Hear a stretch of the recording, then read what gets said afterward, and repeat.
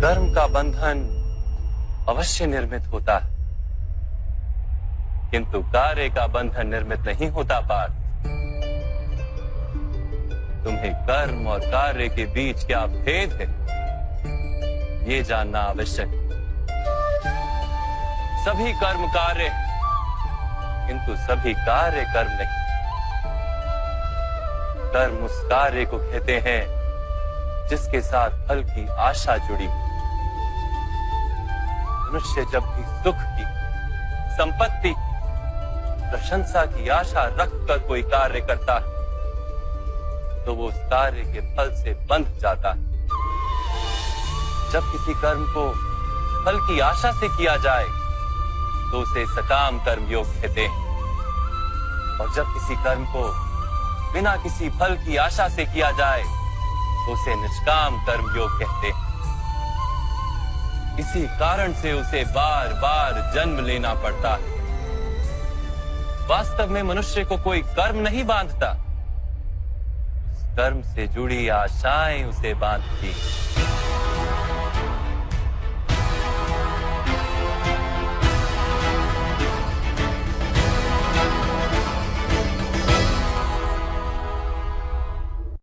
वास्तव में मनुष्य को कोई कर्म नहीं बांधता, उस कर्म से जुड़ी आशाएं उसे बांधती हैं।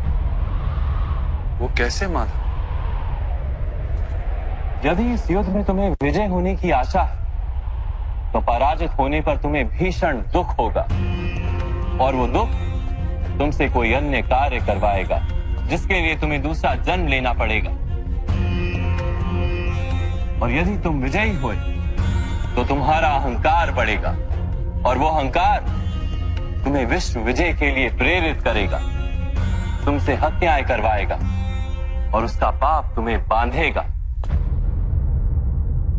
विचार करो, यदि तुम्हें इस युद्ध में ना विजय का मोह और ना पराजय का भय, तो इस युद्ध के अंत में तुम्हें सुख प्राप्त होगा या दुख प्राप्त होगा? ना सुख माधव, ना ही दुख। अर्थात तुम्हारा सुख, दुख, हताशा, निराशा, अहंकार युद्ध के कारण नहीं है। युद्ध के साथ तुमने जो आशाएं बांधी हुई हैं, उसके कारण है। क्या ये सत्य नहीं है पार्थ?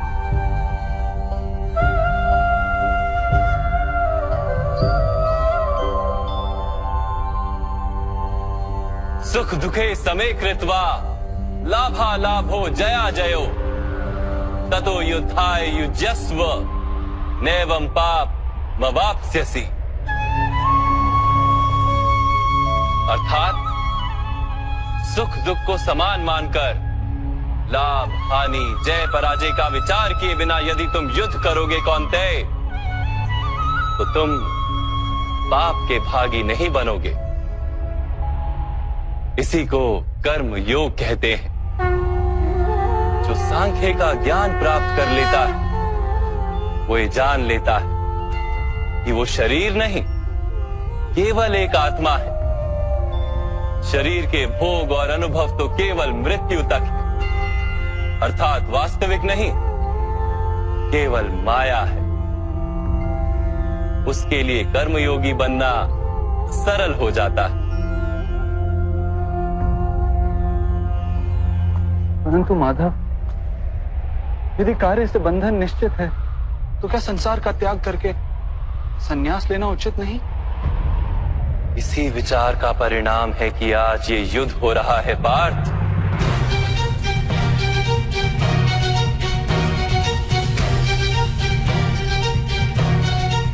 विचार करो, जब सत्व गुण से भरे धर्म को जानने वाले लोग कर्मों का त्याग करते हैं, तब अधर्म से भरे लोग भी संसार को चलाते हैं।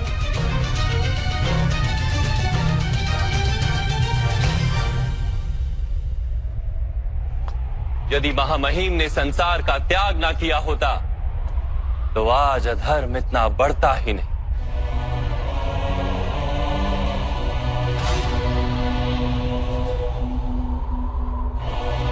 और तुम्हारे पिता ने यदि संन्यास ना लिया होता तो आज भ्राता युधिष्ठिर सुख से राज कर रहे होते।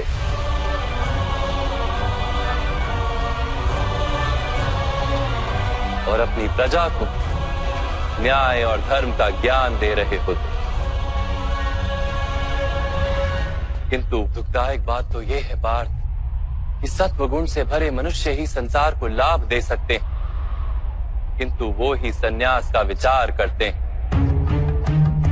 जैसे जल तो भाप बनकर उड़ जाता है और कीचड़ कीचड़ वहीं पड़ा रहता है, वैसे सत्वगुणी सज्जन लोग तो संसार का त्याग कर देते और तमस से भरे अधर्मी लोग संसार में कार्य करते हैं। इसी कारण से संसार में पाप और अधर्म बढ़ता है।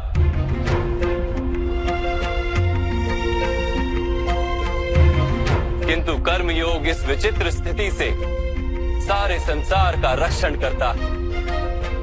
कर्मयोगी फल की आशा का त्याग करता है, किंतु कर्मों का त्याग नहीं करता। वो इसी संसार में रहता है, सन्यासी की भांति सारे कार्य करता है, किंतु उनमें लिप्त नहीं होता। कर्मयोगी अपनी संतानों से, स्वजनों से, अपनी प्रजा से कोई अपेक्षा या आशा नहीं रखता। स्वयं उसे संन्यास का लाभ होता है, किंतु समाज को संसारी की भांति लाभ देता। मनुष्य अपनी संतानों के सुख के लिए श्रम करता है माधव। अपनी संतान से सुख की अपेक्षा कैसे न रखे? मनुष्य अपनी संतानों के लिए जो भी करता है वो व्यापार है या प्रेम पार? प्रेम माधव। तो फिर अपने कार्यों के प्रति फल की इच्छा क्यों पार? भविष्य का लाभ तो व्यापार में देखा जाता है, प्रेम में नहीं। जो मनुष्य अपनी संतानों का चरित्र निर्माण उचित रूप से करता है, संतानों को प्रेम और धर्म के संस्कार देता है, उसकी संतानें भी मनुष्य को प्रेम और सुरक्षा अवश्य देती। संतानों के कर्म, स्वजनों के व्यवहार उनके कर्म है पार, और जब उनके कर्मों पर हमारा कोई अधिकार नहीं होता तो उनसे आशाएं और अपेक्षाएं रखने का क्या प्रयोजन? यदि गहन विचार करोगे पार्थ तो शीघ्र ही ये जान लोगे कि जीवन में ऐसा कोई कार्य नहीं है जिसके साथ आशाएं और अपेक्षाएं जोड़ना अनिवार्य हो। जब सृष्टि ही परमात्मा है और मनुष्य स्वयं परमात्मा का अंश है, तो सारे कार्य परमात्मा ही करते हैं। मनुष्य स्वयं कुछ नहीं करता। यही कर्मयोग का मूल सिद्धांत है पार्थ।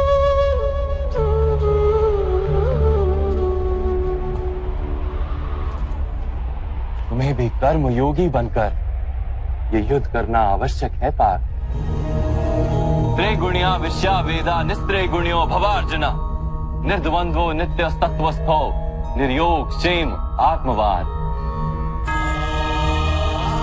3 गुणों का त्याग करके निर्गुण बन जाओ पार्थ। इस द्वंद्व से मुक्त हो जाओ। सदा सत्व अर्थात परमात्मा में बुद्धि लगाकर कर्तव्य का वहन करते रहो। कुछ प्राप्त करने की इच्छा और कुछ प्राप्त किए हुए का रक्षण करने का विचार त्याग दो पार्थ, और अपनी आत्मा को स्वतंत्र कर।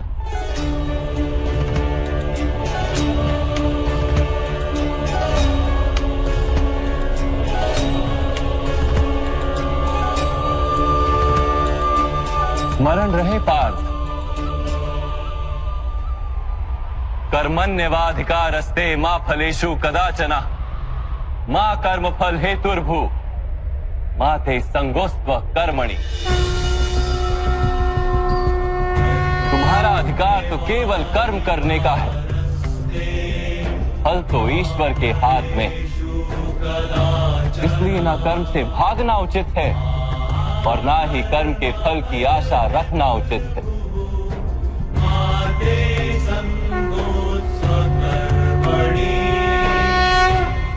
जो फल का त्याग कर दे परंतु कर्म का त्याग ना करे, ऐसे कर्म योगी को कैसे जाना जा सकता है माधव?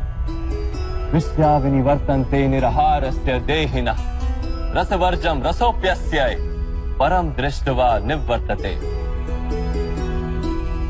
सुनो पार्थ, जो स्वाद से छूटने के लिए भोजन का ही त्याग कर देता है, वास्तव में उसके मन से स्वाद की लालसा कभी जाती ही नहीं। उसे दोहरी हानि होती है। एक तो वो निर्बल हो जाता है, जिसके कारण परमात्मा को प्राप्त करने का जो प्रयत्न अनिवार्य है उसे वो नहीं कर पाता, और दूसरा सदा ही उसका मन स्वाद की लालसा से भरा रहता है। इसलिए भोजन का त्याग करने से उत्तम है स्वाद की लालसा का ही त्याग कर दिया जाए। कर्म योगी अपने मन की सारी लालसाओं को खींच लेता है, जीवन को कर्तव्य मानकर कार्य अवश्य करता है, किंतु उन कार्यों से जुड़ता नहीं।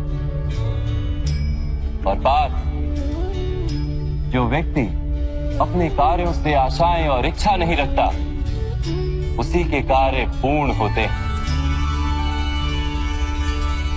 एक असफलता से दुखी होकर जिसका मन डोलता नहीं, एक सफलता से आनंदित होकर जो स्वयं को सर्वश्रेष्ठ नहीं मानता, ऐसे ही व्यक्ति को कर्म योगी कहते हैं।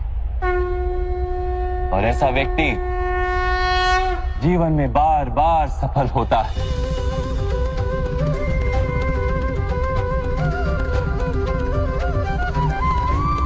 ध्यायतो विषयान पुंसः संगस्तेषु पजायते संगात संजायते कामा कामात् क्रोधोऽभिजायते क्रोधात् भवति सम्मोहः सम्मोहात् स्मृति विभ्रमः स्मृति भ्रंशात् बुद्धिनाशो बुद्धिनाशात् प्रणश्यति। फल की आशा से कामना प्रकट होती है, और कामना का तो स्वभाव है असंतुष्ट रहना।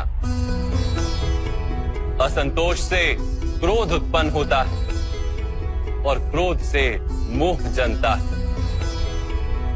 मोह के कारण व्यक्ति आचार और व्यवहार का ज्ञान ही भूल जाता है।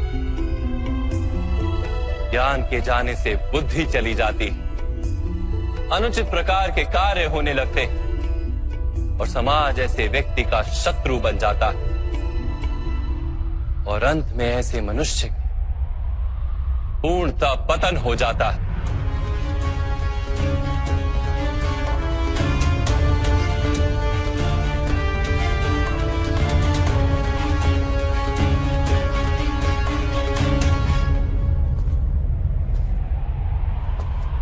जैसे भ्राता दुर्योधन, उनके सेनापति महामहिम उनके ही शत्रु हैं, और तुम्हें विजय का आशीर्वाद दिया।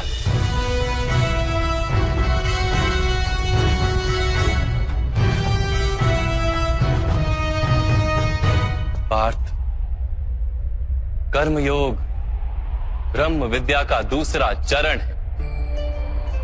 परमात्मा में अपनी बुद्धि स्थिर करो, स्वयं को आत्मा जानो, मिथ्या बंधनों से मुक्त हो जाओ, और फल की आशा का त्याग करके केवल कर्म करते रहो।